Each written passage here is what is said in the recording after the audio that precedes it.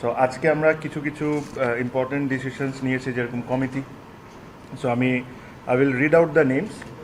আর এখানে প্রত্যেকটা কমিটি দেওয়া নাই, কিছু কিছু কমিটি আমরা হয়তোবা সামনে ভবিষ্যতে দিব।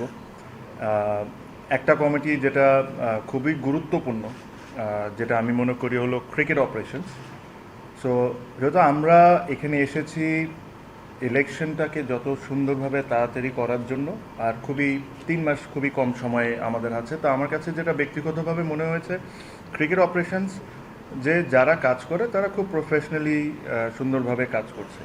এই একটা জায়গায় এত এত সেন্সিটিভ যে ধরেন আমি একজনকে নিয়োগ করলাম বা থাকলাম, যে এসে যদি আমি আমার ইনপুটটা দিই, তো এই জিনিসটা একটা ডিস্টারবেন্ট হওয়ার চান্স থাকে। সো আমরা যে সিদ্ধান্ত নিয়েছি সবাই মিলে, যে ক্রিকেট অপারেশনে আমরা কাউকে এখন নিয়োগ দিব না। কোনো কিছু যদি আসে, কোনো ইনকোয়ারি যদি আসে ক্রিকেট অপারেশন থেকে, ওটা আমরা বোর্ডে বসে ডিসাইড করব। 200-র বেশি সার্ভিস ও ফিচারে লেনদেনের সব বিকাশ অ্যাপে সম্ভব। So I will read out the names.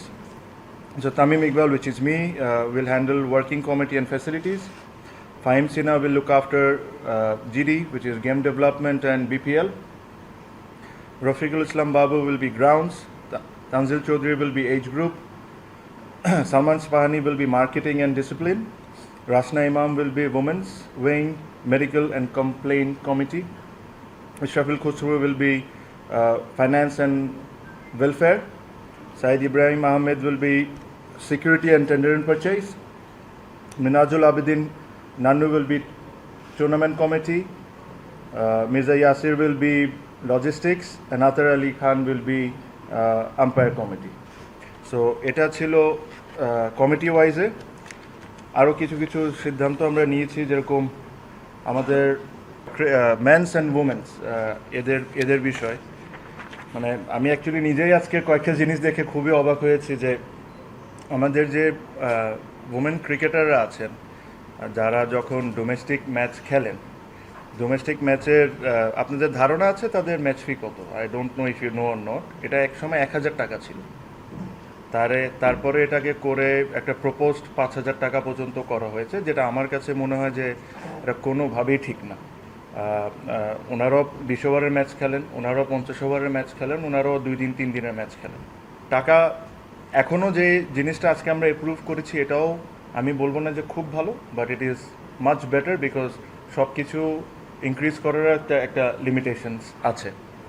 সে এখন থেকে তারা T20 ম্যাচের জন্য যেটা এখন পাবেন হলো 10,000 টাকা করে, ওয়ান ডে ম্যাচের জন্য তারা পাবেন 15,000 টাকা করে, লঙ্গার ভার্সন 2 ডে 3 ডে 4 ডে এটার জন্য ওনারা পাবেন 20,000 টাকা করে, যেটা আগে হয়তো বা 8,000 বা এরকম কোনো কিছু একটা ছিল।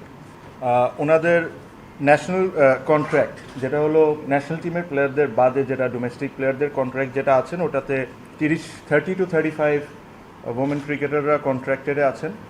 ওখানে 30,000 টাকা করে তাদের মান্থলি স্যালারি ছিল, এটাকে 40,000 টাকা করে দেওয়া হয়েছে। এটাতে একটা জটিলতা ছিল, বিকজ ন্যাশনাল কন্ট্রাক্টে তাদের যেটা লোয়েস্ট ক্যাটাগরি ওটা হলো 60,000। সো আমি ডোমেস্টিকটা চাইলেও বাড়াইলেও একটা গ্যাপ তো রাখতে হবে ডোমেস্টিকের সাথে যা ন্যাশনাল কন্ট্রাক্টে। তো এই কারণে হয়তো বা আমরা যতটুকু পেরেছি ইনক্রিজ করার অতটুকু করতে পেরেছি। মেন্স ক্রিকেটারদের বিষয়ে আপনি জানেন যে লাস্ট 3-4 বছর ধরে অলমোস্ট, যদি ভুল না হয়ে থাকি আমি, কোনো ইনক্রিমেন্ট হয়নি। এতদিন মেন্স ক্রিকেটারদের যে স্যালারি ছিল, এটা ছিল হলো এ ক্যাটাগরির স্যালারি ছিল 35,000 টাকা, বি 30,000, আর সি 25,000। এগেইন আমার কাছে মনে হয় ইটস হাইলি আন্ডারপেইড। এত কষ্ট করে তারা সবাই ক্রিকেট খেলে, ক্রিকেটের কারণেই আজকে আমাদের এই ক্রিকেট বোর্ড, এই ক্রিকেট সব কিছু। মিনিমাম রেসপেক্ট বা যে কষ্টটা করে তাদেরকে মিনিমাম জিনিসটা আমাদের করে দেওয়া উচিত। তো আমরা যেটা আজকে প্রুভ করেছি, A category from now they will receive 65,000, B category they will receive 50,000, C category will receive 40,000 per month. This is a salary. আজকে এপ্রিল অলমোস্ট, এই বছরের স্যালারি কন্ট্রাক্ট এখন পর্যন্ত 4 মাস হয়ে গিয়েছে, স্যালারি তারা পায় নাই, প্রবলি তাদের কন্ট্রাক্ট সাইন হয় নাই, দেখে না। আর এই জিনিসটা আজকে যে জিনিসটা অ্যাপ্রুভ করেছি, এটা জানুয়ারির 1 তারিখ থেকে অ্যাপ্রুভ। সো জানুয়ারি 1 তারিখ থেকে যখনই তারা বেতন পাবে, এই হিসাবে তারা বেতন পাবে, প্লাস তাদের ম্যাচ ফিস যেটা 70,000 টাকা ছিল, তাদেরকে এটা 1 লাখ টাকা করে দেওয়া হয়েছে আজকের থেকে। এটাই বেসিকলি, এর চেয়ে বেশি কিছু ছিল না। ইন্টারনাল কিছু কথা ছিল। ভেরি ইম্পর্টেন্ট যে জিনিসটা ছিল হলো প্রিমিয়ার লিগ। বাংলাদেশে প্রিমিয়ার লিগ নিয়ে আমরা যে জিনিসটা ডিসিশন নিয়েছি যে আমরা ইমিডিয়েটলি প্রত্যেকটা টিমের সাথে বসবো প্রিমিয়ার লিগের, আর ওনাদের সাথে ডিসকাশন করে যত দ্রুত দল বদলের ডেট আমরা দিয়ে দিতে পারি আর খেলাটা মাঠে শুরু করে দিতে পারি, এটাই আমাদের টার্গেট। মাঠ নিয়ে একটা সংখ্যা আছে, বাট যদি আমাদের প্রয়োজন পড়ে আমরা মাঠ ভাড়াও যদি দরকার হয় তাও নেব, কারণ এখন অনেক প্রাইভেট একাডেমিজগুলো আছে যারা good enough to host list A matches, so ওটা if necessary will do that.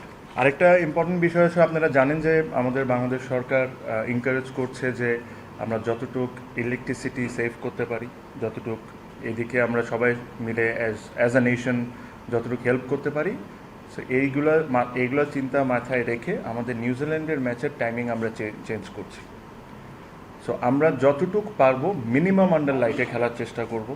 আমি এক্স্যাক্ট টাইমটা আপনাকে বলছি না, বাট একটা আইডিয়া দিতে পারি। যেরকম ওয়ান ডে ম্যাচটা হয়তো বা 11টা বা 11:30 থেকে শুরু হতে পারে, T20 ম্যাচ হয়তো বা 2টা বা 2:30 থেকে হতে পারে, বিকজ ইলেকট্রিসিটি নিয়ে যখন সরকার সবাইকে এনকারেজ করছে যে এটা করতে, so we thought as cricket board and as cricketers and everyone যে we should also play our part. So this is what we are doing, and exact timings আপনারা I'm sure with coming days আপনি পেয়ে যাবেন, but আমি আপনাকে idea দিয়ে দিলাম যদি আন্ডার লাইট ইউজও করতে হয় যত মিনিমাম ইউজ করা যায়, সো দ্যাট যতটা ইলেকট্রিসিটি আমরা বাঁচাতে পারি। সো এটাই, এর চেয়ে বেশি কিছু না। আর ইনশাল্লাহ খুব তাড়াতাড়ি যে আমাদের স্পোক্স পারসন হবেন আপনাদেরকে জানাই দেওয়া হবে। Thank you.